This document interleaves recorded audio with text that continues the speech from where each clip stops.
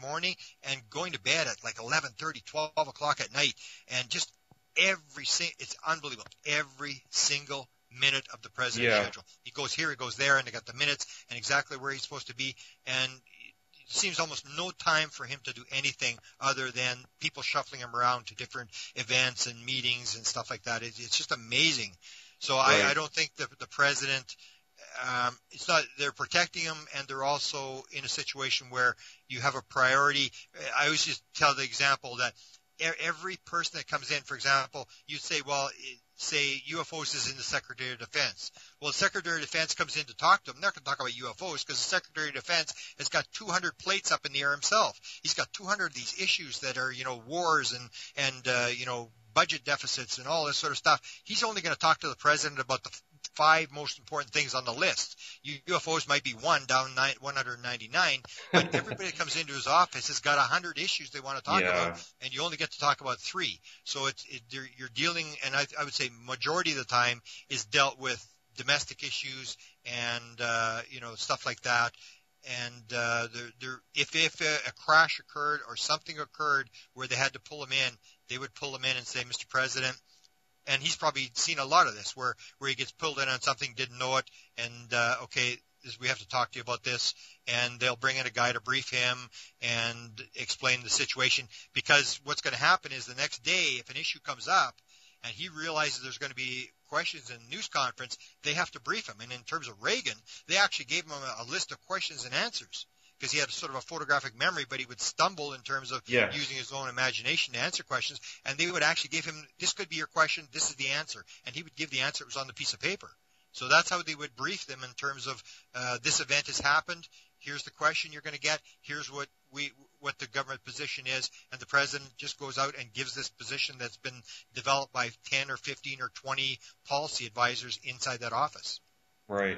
That's a pretty, I gotta say, I'm still kind of reeling from your reference to bin Laden there, because that really puts in better context, anybody who's ever seen that famous photograph of the president and Hillary Clinton and others sitting around in that situation room watching what we can all assume was some sort of satellite feed of what was happening. And especially Hillary's expression there. It really puts that in context that, 1 minute they're probably thinking about some economic problem, and the next thing they know, they're sitting there watching this incredible historic raid go down. That's incredible stuff. The radio show is called Time and Space, and you can find us at timeandspace.us. We're interviewing Grant Cameron this morning. The original intent of the interview was to get a little bit more into these White House petitions. So let me, sort of force my way over into that area here. There's kind of 3 petitions to discuss, overall. There is the first PRG, petition, the first one by Steve Bassett and the Paradigm Research Group, which had already been responded to because he had exceeded the 5,000 signatures.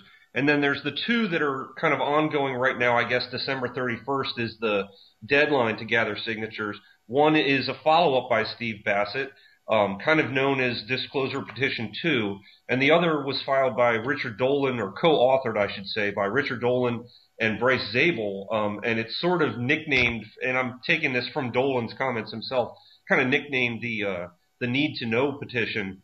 I'm wondering if you could speak for just a minute about the one thing that I thought was a common thread running through a lot of people's reaction to this, which was that the wording of these petitions is what's so key and what's so important. Now, I know that you were making the point earlier that maybe just taking these petitions to the White House in and of itself is the wrong step, but it seems like everybody kind of threw in that extra thing about, boy, if it was phrased this way or phrased that way.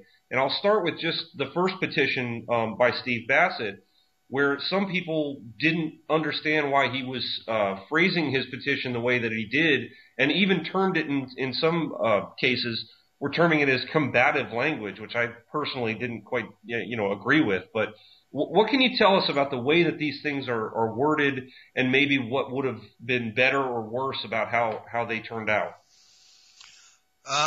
Well, unfortunately, I think that is where I sort of separate from everybody, in that I don't think it matters how you word it. I mean, there's sort of this move inside of the UFO community that if we use this ABA, anything but alien terminology. We don't mention UFOs or ETs or something that the government is going to suddenly raise the white flag and give up. The government knows, I mean, it doesn't matter how you word that petition, the government knows what we're talking about.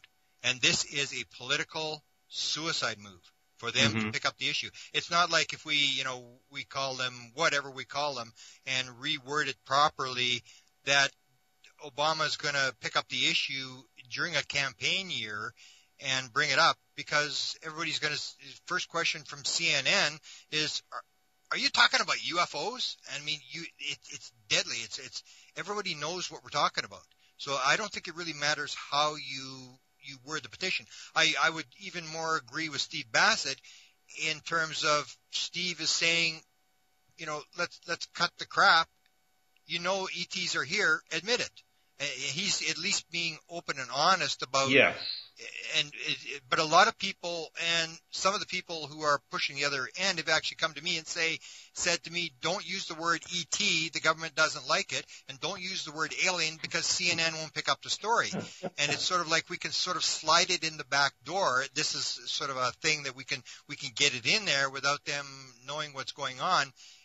It's a deadly issue, and they can't deal with it. And it doesn't matter how you phrase it, it's still what it comes down to. And that's where I say that it's pressure that they will respond to, because the gay rights thing was an issue they didn't want to deal with.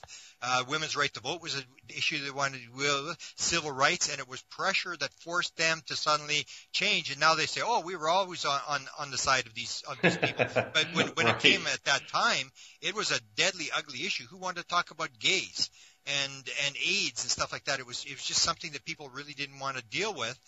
And this is the same sort of thing. It's a toxic issue that in terms of a politician who wants to get reelected, that doesn't want to deal with, because he's seen what happened to Kucinich. And I followed Kucinich when Kucinich made that statement about UFOs. Yes, I saw a UFO.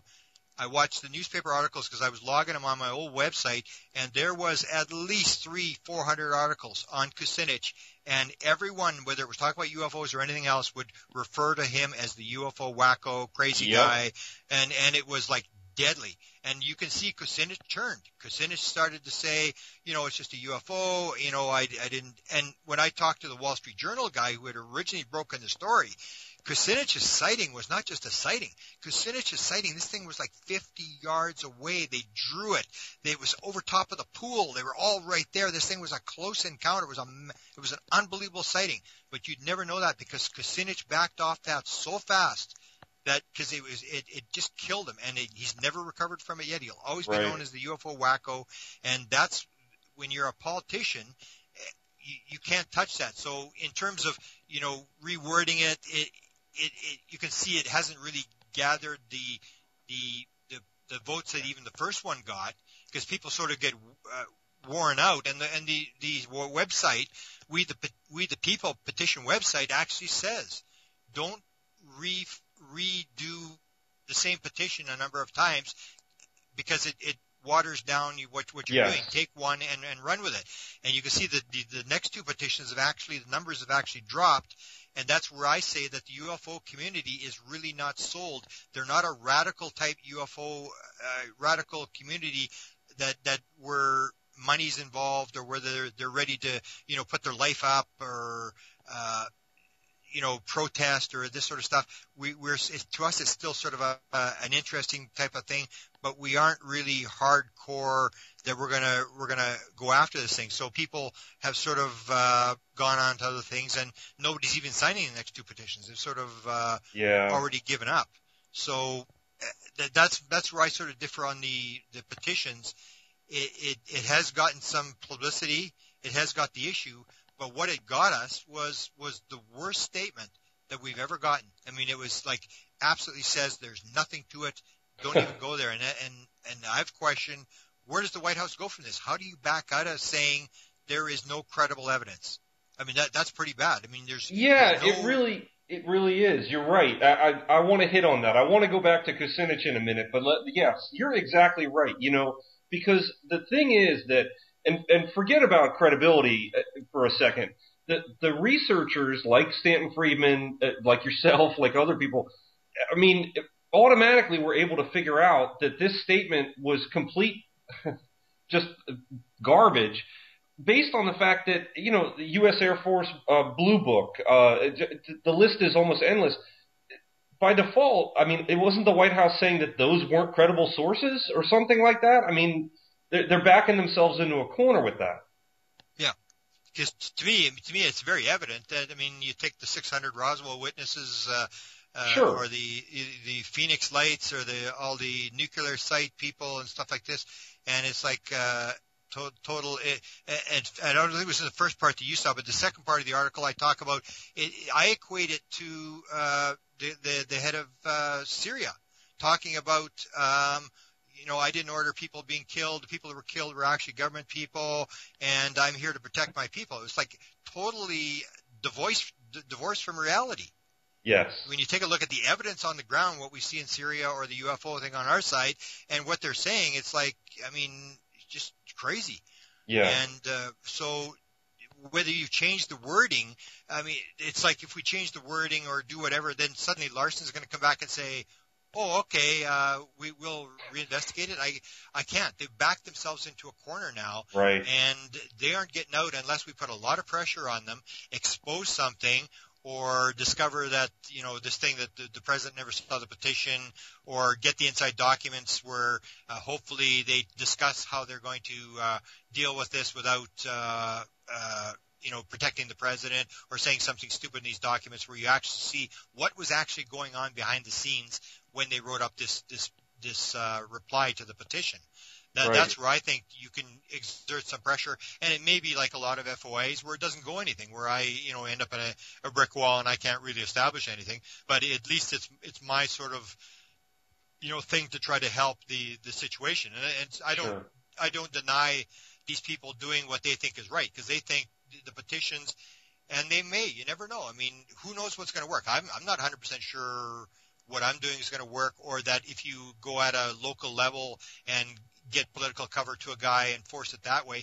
Some people say that you go through Congress, but congressmen are exactly the same. I mean, you got a $15 trillion deficit, and they sit to the last minute and then say, we give up, we can't do anything, and walk away. I mean, these are the people that we think are going to actually make the hardcore decision, you know, all join hands and sing Kumbaya and suddenly come, you know, end the UFO mystery. These are totally gutless people. They will not touch anything that is controversial or that's going to harm them. It's you know, almost like a totally dysfunctional government. And what I've said is that a lot, if you take a look at a lot of the things that we've had, you get this at a local level where they got cover, or if you take a lot of the big political social movements, it's massive pressure on the government where it has forced them to cave in and suddenly make a move, and then it starts to slide. But we've exerted no effort, and that's why I think the statement was so bad, because there is so little pressure from us. We are just like a group that means nothing to them. We have no lobbyists. We have Steve, but he doesn't have any money or ability to put pressure on them.